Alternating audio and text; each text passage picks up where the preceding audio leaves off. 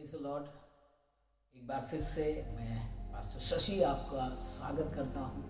यीशु मसीह के नाम में फिर से आपके जीवन में सलामती को और आशीष को कहता हूँ। इस समय परमेश्वर का धन्यवाद हो कि आपने परमेश्वर के उन वचनों से जो परमेश्वर ने मुझे दिया और मैंने भी आशीष पाया और आप सबों ने भी उसके द्वारा आशीष पाया। मैं परमेश्वर को दिल से धन्यवाद करता हूँ उन वचनों के लिए। सच में हम इस लायक नहीं हैं, पर परमेश्वर हमें इस्तेमाल करते हैं और ये वचन परमेश्वर का है। ये वचन मेरा नहीं है, ये वचन परमेश्वर का है जो अपने लोगों से परमेश्वर बातचीत करते हैं। परमेश्वर के लोगों, आज एक और नए संदेश के साथ आपसे बातचीत करना चाहता हूँ और मैं विश्वास करता हूँ कि आज जब मैं आपसे बात कर रहा हूँ, परमेश्वर आपके जीवनों में आशीष को देगा।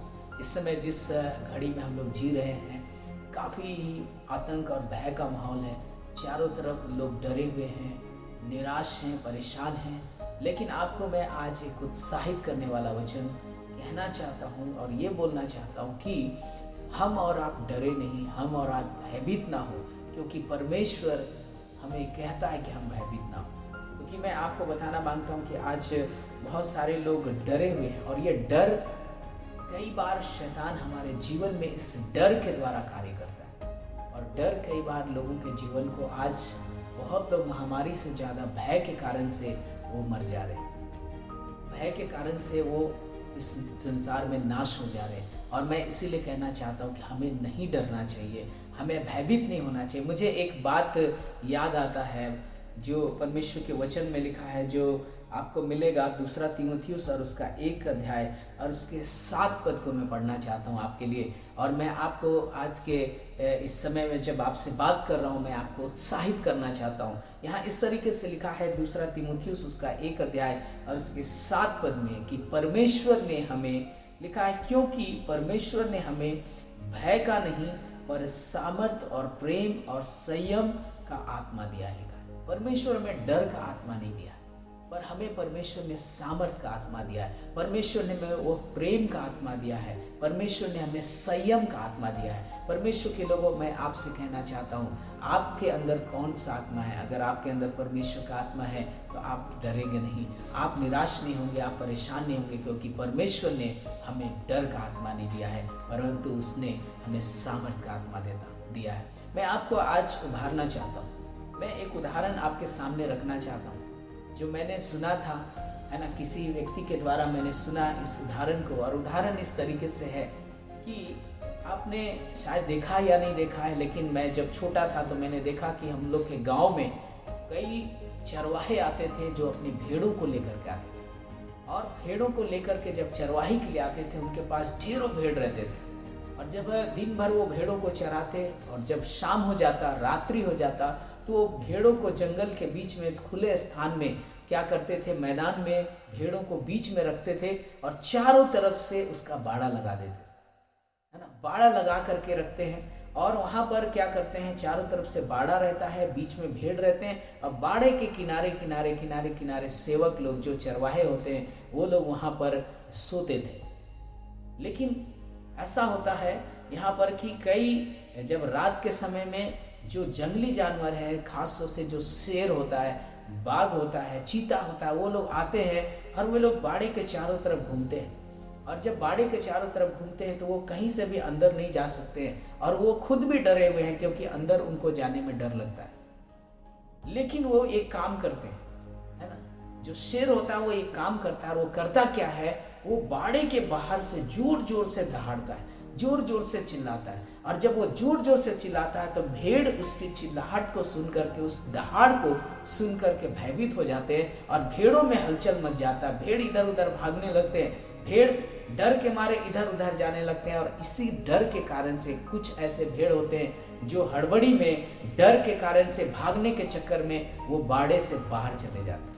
और जब वो बाड़े से बाहर चले जाते हैं तो वो शेर उनको पकड़ता है और पकड़ करके, फाड़ करके उनको खत्म कर देता है, खा जाता है उनको फाड़ करके।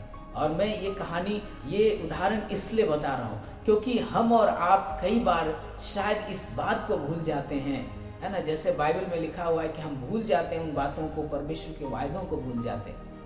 यहाँ पर आप देखेंगे भेड़ अपनी गलती के कारण, अपने भय के कारण से वो बाड़े से बाहर चला जाता है। लेकिन अगर भेड़ को समझ में आए कि मेरे चारों तरफ तो बाड़ा लगा हुआ है, चारों तरफ चरवाहे सोए हुए हैं, तो वो शेर अंदर आ ही नहीं सकता और वो मेरा कुछ भी बिगाड़ नहीं सकता।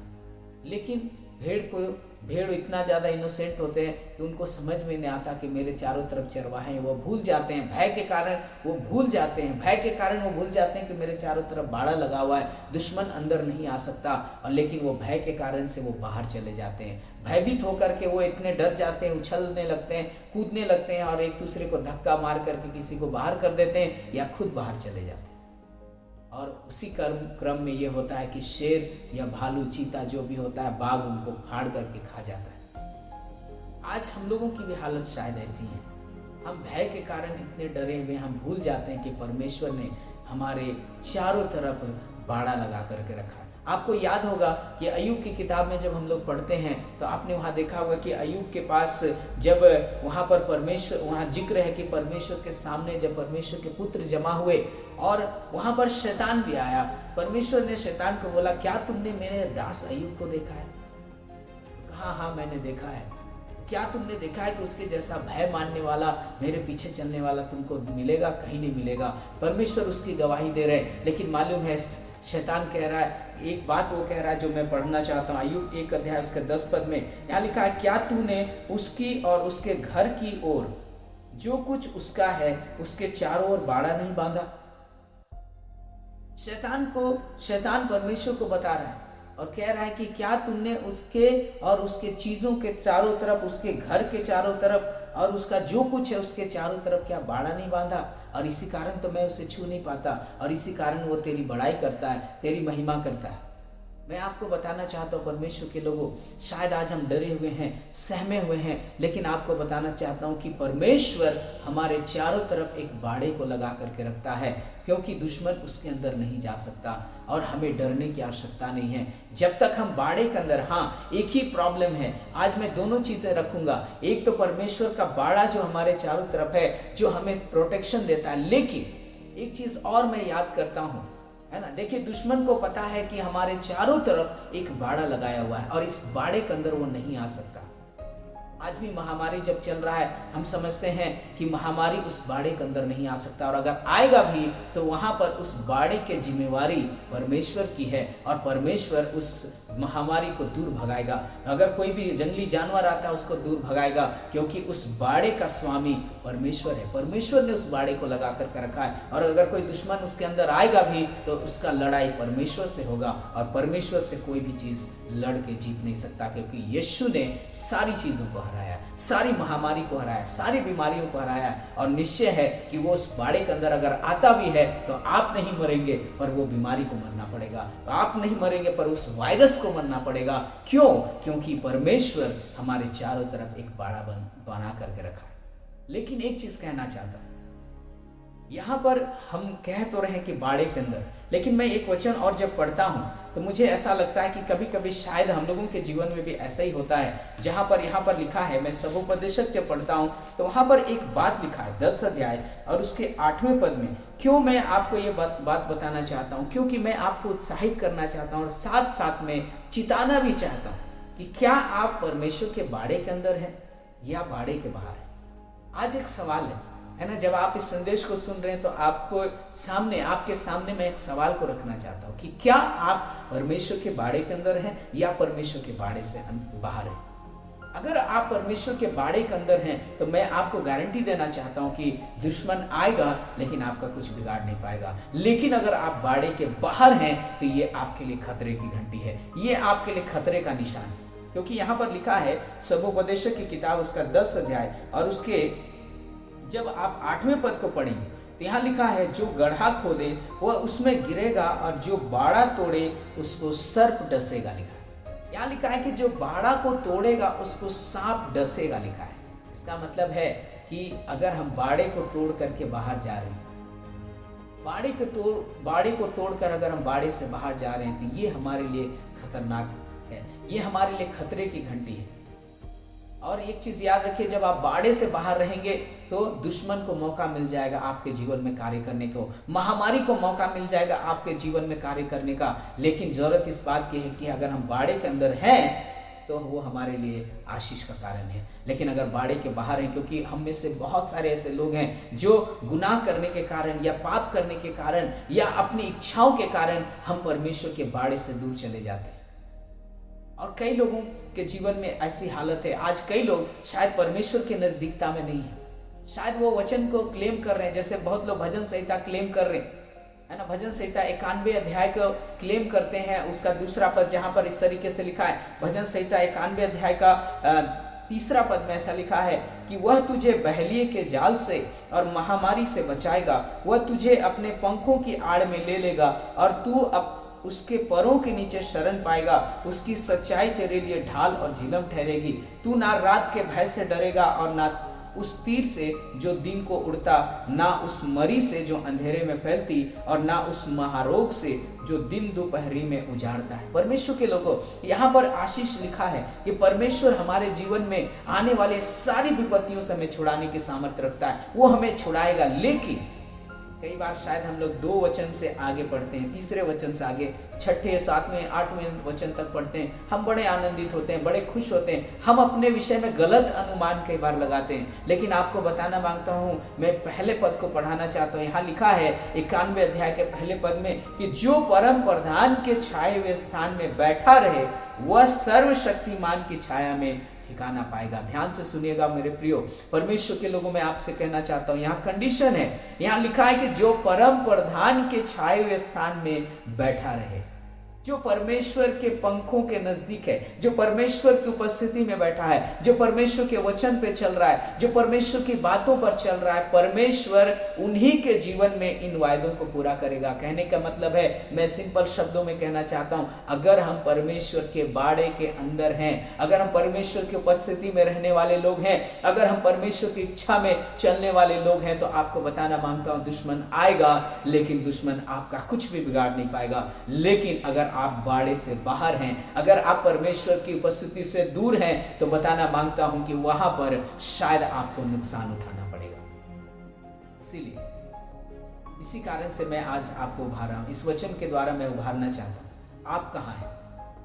एक दिन परमेश्वर ने सवाल पूछा, आदम से पूछा, हे आदम तू कहां है ना। उसने पूछा तू कहां है, क्योंकि आदम पाप करने के कारण से परमेश्वर की उपस्थिति से दूर हो गया था, पेड़ों के पीछे जाकर के छिप गया है और उसे डर लगने लगा है।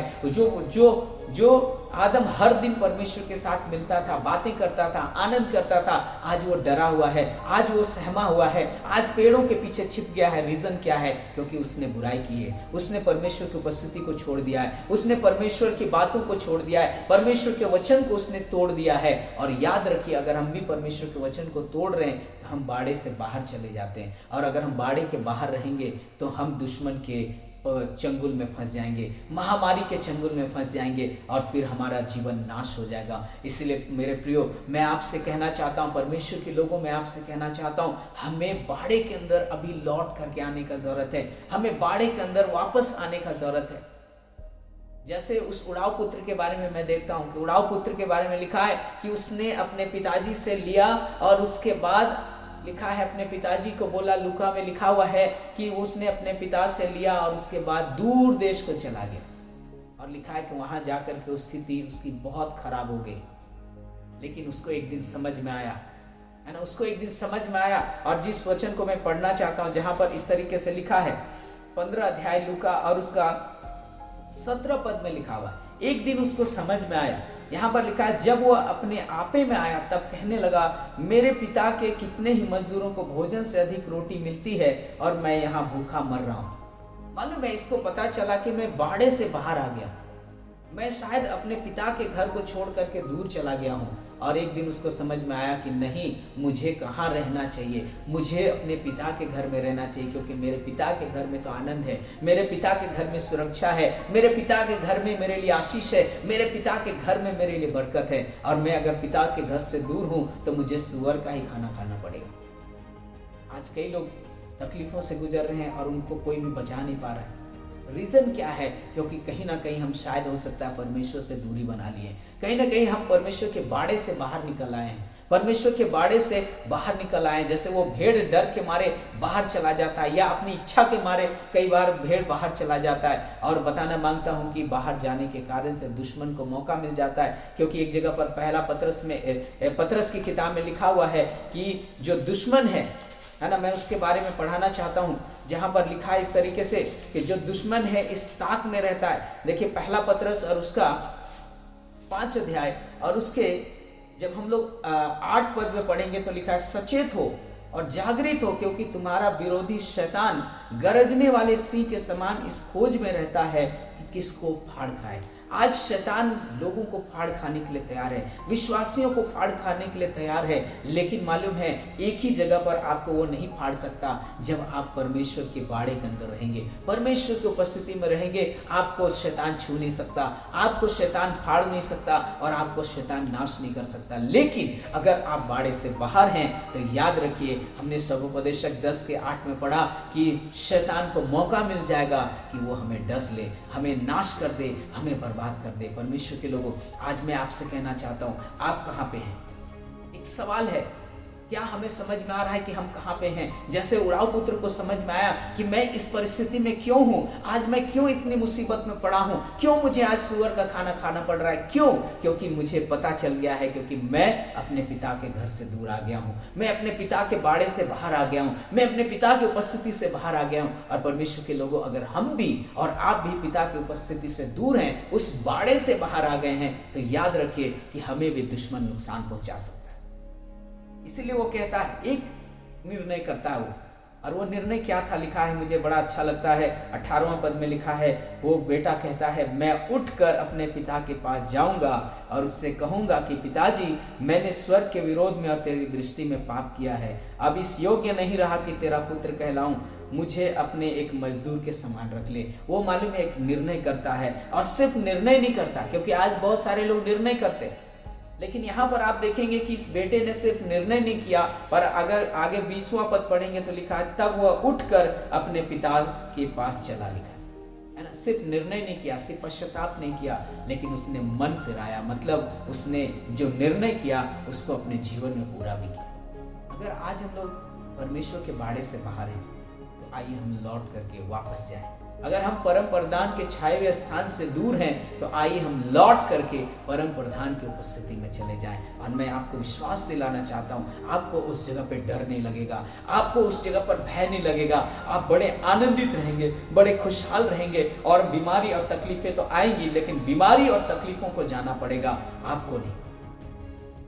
आज प्रॉब्लम यह है कि शायद हम और आप परमेश्वर से दूर हैं, इसीलिए बीमारी और तकलीफ मेरे जीवन को नाश कर दे रहा है, हम लोगों के जीवन को नाश कर दे रहा है। और आज कितने लोग नाश हो जा रहे हैं, रीजन ये है क्योंकि कहीं ना कहीं हम और आप शायद परमेश्वर की उपस्थिति से, उसके बाड़े से बाहर आ गए। तो परमेश्वर के लोगों, आज मैं इस वचन के द्वारा आपको उभारना चाहता हूँ कि आइए हम लौट करके आए, उस बाड़े में लौट करके आ जाएं जहां पर हमारी सुरक्षा है। अगर हम उस बाड़े के अंदर आएंगे तो याद रखिए, दुश्मन आपका कुछ भी बिगाड़ नहीं पाएगा। आप भी उसके पंखों के तले जय जयकार करेंगे और आप परमेश्वर की स्तुति करेंगे। महामारी में आप आनंद के साथ अपने जीवन को जी पाएंगे, खुशी के साथ, भय में नहीं पर आनंद होकर के। अपने अंदर एक शांति रहेगा, आपके अंदर एक आराम रहेगा और आप परमेश्वर की महिमा को देखने पाएंगे, उसकी स्तुति करने पाएंगे, उसकी आराधना करने पाएंगे। तो परमेश्वर आज इस वचन के द्वारा आपके जीवन में बातचीत करने पाए। इस समय मैं आप लोगों के लिए प्रार्थना करना चाहता हूँ। अगर कोई एक जन भी है तो मैं उनके लिए प्रार्थना करूंगा कि परमेश्वर के बाड़े से अगर वो बाहर चला गया है तो वो लौट करके अगर आना चाहता है तो मैं आपके लिए प्रार्थना करूंगा। आइए हम दुआ करेंगे और इस समय अपने सरों को झुकाएं और इस समय हम लोग प्रार्थना करेंगे। परमेश्वर पिता, इस समय हम लोग आपके चरणों में आते हैं प्रभु। आज हमने जाना है प्रभु कि अगर हम आपके पंखों के तले रहें, आपके बाड़े में रहें, तो दुश्मन हमारा कुछ भी नहीं बिगाड़ सकता। लेकिन अगर हम बाड़े से बाहर चले गए हैं, आपसे दूर हो गए हैं, आपकी उपस्थिति से दूर हो गए, तो दुश्मन को मौका मिल जाएगा, वो हमारे जीवन को नाश कर सकता है। इसलिए प्रभु आज इस वचन को हमारे हृदय में कार्य करने दीजिए, ताकि प्रभु हम लौट करके आपकी उपस्थिति में आ सकें। ऐसी दया मांगते प्रभु, जितने लोगों ने इस समय इस वचन को सुना है उनके जीवन में ये वचन कार्य करने पाए पिता, और वो आपकी उपस्थिति में लौट करके आने पाए, ऐसी दया, ऐसा अनुग्रह आपसे मांगते हैं। धन्यवाद प्रभु, इस समय हर एक को आपके हाथों में सौंपते हैं और ये दुआ धन्यवाद के साथ प्रार्थना को यीशु के नाम से मांगते हैं। सुनिए से स्वर्ग के राज में ग्रहण करिए, आमीन। Praise the Lord. परमेश्वर आप लोगों को आशीष दे। मैं आशा करता हूँ ये संदेश आपके जीवन से बातचीत किया है, और भी ऐसे ही संदेशों के द्वारा परमेश्वर हम लोगों को इस्तेमाल करे और परमेश्वर हमारे जीवन में आशीष करे। इसके लिए जरूर से आप प्रार्थना करते रहिएगा, ताकि इन वचनों के द्वारा परमेश्वर की महिमा हो सके।